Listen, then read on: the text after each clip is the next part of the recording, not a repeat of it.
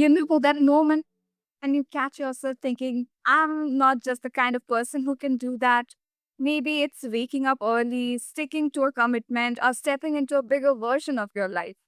We often tell ourselves these stories so quietly, so automatically, that we don't even realize that we are building a ceiling for ourselves. But what if discipline isn't something we are born with? What if it's something we decide to become? What if the next ordinary shifts we take don't come from motivation or willpower alone, but from something deeper that can actually change? And well, I think that's where the real work begins. And tonight we will be discussing exactly that. Welcome to Healthy Mind, Healthy Life. I am Srinidha, and this show is where we talk about the inner work that creates real lasting change. And joining me today is Tim Kelly. Tim, thank you so much for joining us today. You're very welcome. I'm excited to dive into a conversation. Let's do it.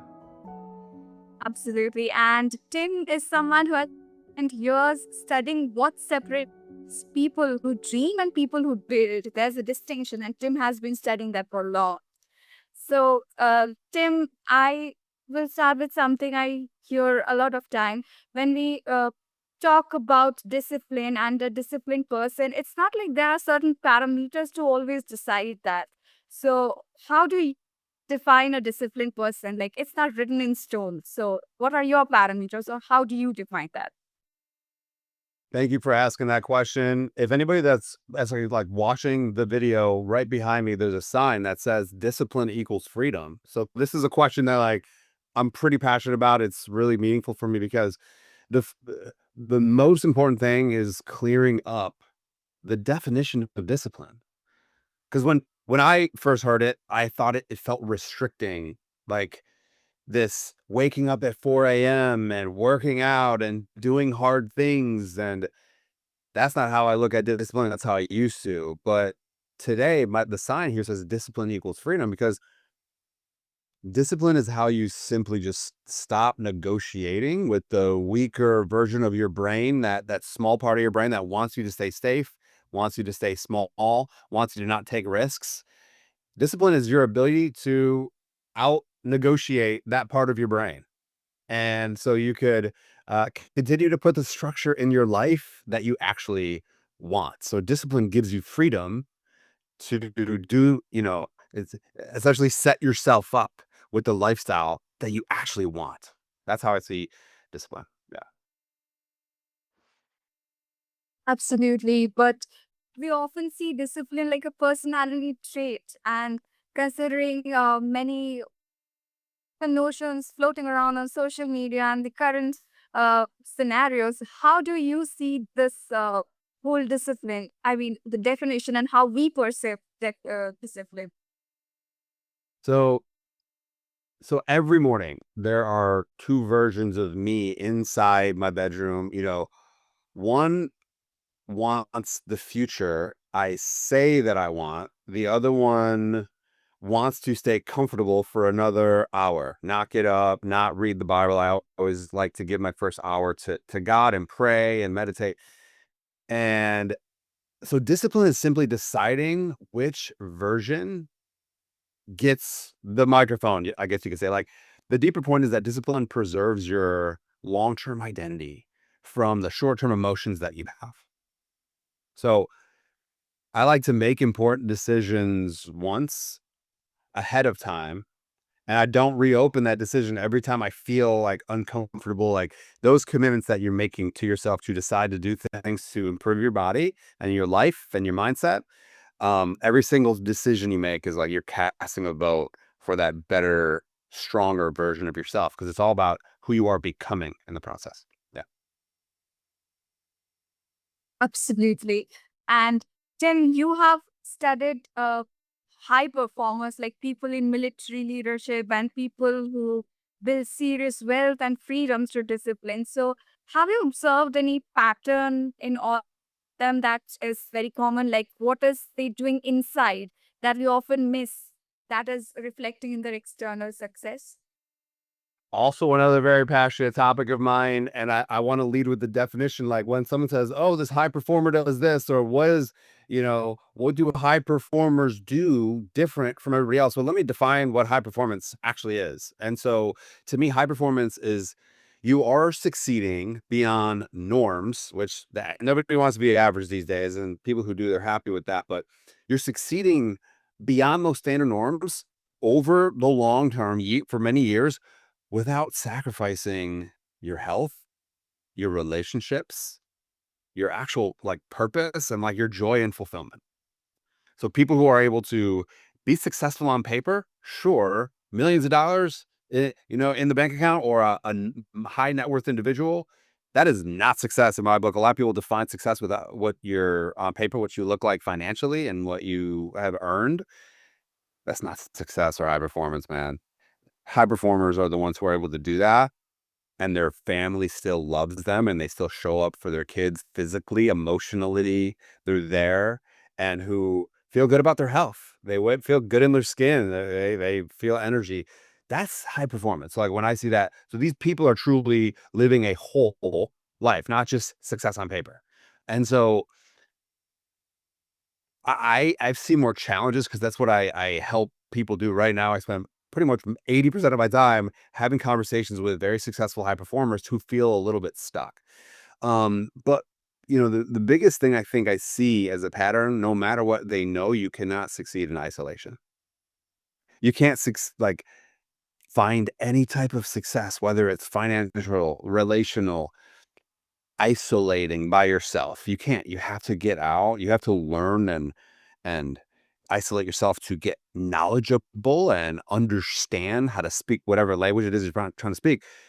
But you can't succeed in isolation, meaning you have to get around other people who are also succeeding, who actually are willing to hold you accountable and challenge you and tell you the truth, right? If you're isolating and you're not intentionally finding people who you could surround yourself with, then it's really hard to succeed in like as a whole person in whole life because those relationships are absolutely key. That's like the first one. I would say another big one is that they all invest in like the same thing first and foremost. And when I say that, a lot of people are probably going to, oh, they probably invest in real estate or they invest in businesses or they invest in Bitcoin, whatever. No, they invest in themselves. They put in work and spend money to learn, to get training, high level training, so they could speak different languages of whatever industry you're in, not actual languages, but the language of whatever industry you're in. You have to be able to speak the language, and they pay to be in the right rooms with other people. And driving home the hardest point of why networking is so important and why getting out of your own isolation is so important for wholeness and success is because when we isolate, the smaller part of our brain that wants us to stay small and not take risks is going to continue to negotiate with you and win, right? I'll say it again, like that small part of the brain, when you isolate, when you are thinking through your own thoughts, that small part of your brain that we all grew up with, we all have a human nature to be safe, not take risks. What did our mom always tell us growing up? Be careful. Don't go do any too extreme adventures. Like, be careful. Be careful. Like, we had this thought in the back of our mind to stay small and not take risks. And when you isolate, that part of your brain wins the negotiation. But when you get out and you're around other people who are crushing it, who are doing the things that you're trying to do, that's why you have to surround yourself intentionally with other people who are already doing what you're trying to do. And a lot of times those people want to lift you up and support you and partner with you essentially. And that's how I got into the real estate game. I started buying apartment buildings while I was active duty military because I paid to get into the right rooms. And I ended up partnering with those people for my first big commercial real estate deal. And it kind of just set the tone and really put me on the map to like just continue to build momentum. Absolutely. And I think it's very important what you say. That's not about pretending to be someone we are not. So it's like anchoring into a version of ourselves that already exists. And as you mentioned, to find the right people who will be there to help us in the process. And Tim, when we talk about upgrading our identity, which I began with, how do we actually do that, especially when we are juggling work, family stress, everything is so chaotic altogether in our everyday life. So, how do we keep our identity and like upgrade it this process? There are these, if through studying psychology and high performance, there are 5 pillars of high performance that those who are able to sustain success for a long time without sacrificing their health or relationships, they practice these pillars. So they practice having number 1, the first and foremost, clarity. That's the most important high performance pillar is clarity. And I'm going to pause right here because this is what you can do. If you're listening, you could do this right now to boost your clarity. And all we're doing is actually assessing how clear you are. So on a scale from 1 to 10, how clear are you right now on who you are, where you're going, and why that's important to you? I'll say that again. On a scale from 1 to 10, rate yourself right now. Write it down, take a pen and paper on a scale from 1 to 10. I am this clear on who I am. I'm this clear on where I'm going. I'm this clear on why that's important to me. Like on average, are you an 8, 9 to 10? Like, do you see the next year, 3 years, 5 years, 10 years clearly, or is it like I don't really know where I'm going or who I am? Or you have to have clarity. And so this is us trying to unpack your identity, assess yourself. If you're above an 8, you're probably above average. If you're like a 5, 6, maybe like a 4, it's like, okay, that's a gap where I can literally send you something that helps you work through that. But I want to move on to the second pillar is energy. So you're rating yourself. How much energy do you have physically, any emotionally, mentally? How much energy, vibrancy do you have in pursuing what's important to you? These goals that you say, I'm clear, this is where I'm going. How much energy do you have on a scale from 1 to 10? If it's 8, 9, 10, you're probably above average. How do I get to a 10? Kind of ask yourself, what could I stop doing or start doing? What habits in my life should I stop Netflix and chilling every night with ice cream? Or should I maybe go for a walk after I eat dinner? Like what are the things that I could boost my energy? And the third one that I want to share is courage. And it's one question that you could ask yourself how courageous you've been. Within the last week, what conversations have I avoided? Some of the highest performers, Sri, are like very courageous with business and work and high stakes negotiations, but at home, they don't have the courage to ask their spouse how they're feeling or how their day was, or their kids. They haven't asked their kids how they're doing in school, or hey, let's go for a walk and have a conversation. It's like those are the that takes way more courage than going to negotiate at work with somebody. That's easy, bro, especially for high performers. They've already figured all that out. What takes courage is having those conversations. So assess yourself on a scale from 1 to 10. Like, how, I guess, good am I, 1 to 10, at avoiding, not avoiding conversations? Like, do I have 2 conversations that I've thought of right now who I need to forgive, or what conversation do I need to let go of because I'm holding a grudge, or what can I ask for forgiveness? Or maybe someone doesn't know how I feel and I should share with them how I feel about something. Those are the conversations that I avoid, we avoid. I block out every single Friday. I have done this for months. Every Friday, 3 is my clarity break where I ask myself, what conversations or work am I avoiding? And then I use that few hours in the morning on Fridays to do that thing, to actually have that conversation or send that proposal, whatever it is like, what have I been avoiding that I should have already done? And this is my last day of the working week. I'm going to sleep in a little bit tomorrow, enjoy some family time on Saturday morning. So what do I need to get done to give me that freedom? That's like real freedom. Um, so you could literally right now upgrade your identity by doing that audit, assessing yourself on a scale from 1 to 10 in clarity, energy, and courage. Where are those gaps? And usually, if high performers, if you're still listening to this, you'll probably have an idea of what you need to do. Like that next step is probably clear. And if it's not, do a little bit of work, talk to ChatGPT, your thought partner, and figure it out, or talk to people who have already done what you're trying to do. And but yeah, that's a great question. Way you answered it, Tim. I think that's a very good place to begin with. Ask those questions and, as you say, to have those conversations. And Tim, so I will move on to the harder part right now. So if someone's doing the work, making the progress, and suddenly they feel like they are losing the momentum, maybe they skip a day, maybe they a week. So how do you think most disciplined people handle setbacks without letting it all get off track? Great question. Number one, they have the clarity of who they are, where they're going, and why that's important to them. Um, and then two, they give themselves grace because you're a human and we make mistakes. If you're, spiritual, we're sinners. We sin. We make incorrect decisions or assumptions about people. We overreact. We're judgmental. We're human. You got to understand that.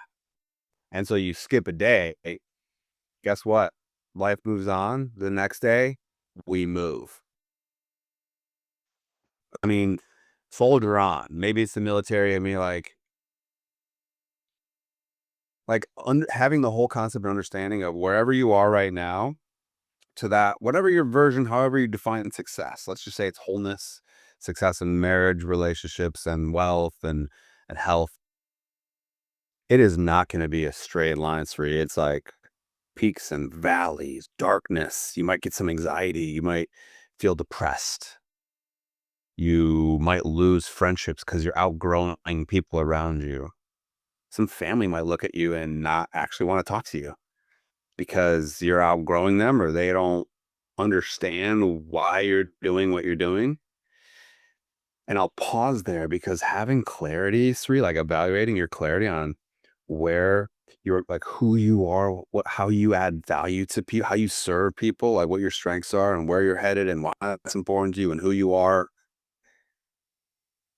The best CEOs and leaders have that clarity first and foremost so they can articulate it clearly to those around them, their family, so they could discuss and articulate vision for their family for the next 10 years, 20 years. Do you have a family constitution or core values or family meetings about this stuff? And then in business or partnerships, you're the leader who is able to articulate clearly where we're all headed together, you know, and this is where we're going. And that's how you get people to come on board with your vision for the company, for your family, for your nonprofit, whatever it is you're building and leading. Because if you're listening to this, probably leading somebody. If you're not leading another person or you're not a parent, you're leading yourself. You can't get away from that. You are always going to be leading yourself. Take ownership of that. But I'll kind of just leave it at that. Yeah.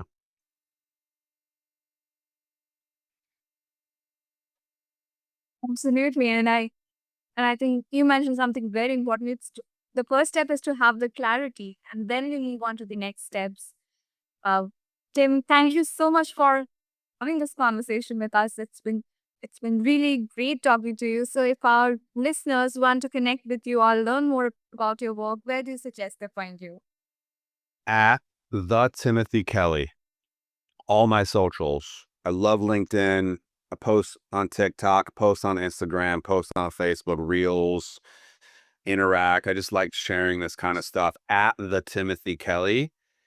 And my website is the Timothy Kelly. And it's a conversation, especially that audit. Like you're like, man, I'm assessing myself where I know I should probably do that eventually, but I'm not making time. Just if you go to thetimothykelly.com, there's an interactive free 5-minute assessment where you could rate yourself. It'll give you answers and provide you the next steps on what you need to do to close that gap.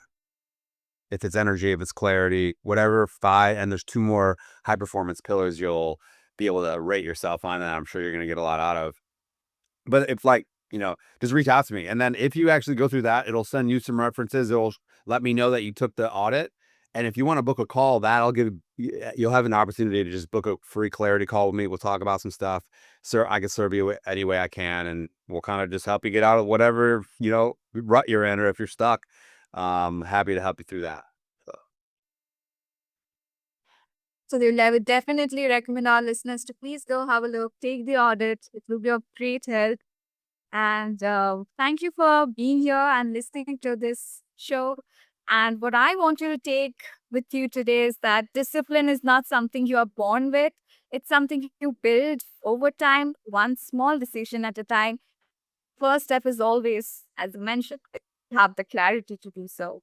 So start making choices that will actually make a big difference. And it doesn't have to be a big, you can just start today with a small change, and that will be great in the long run. You are more than you think.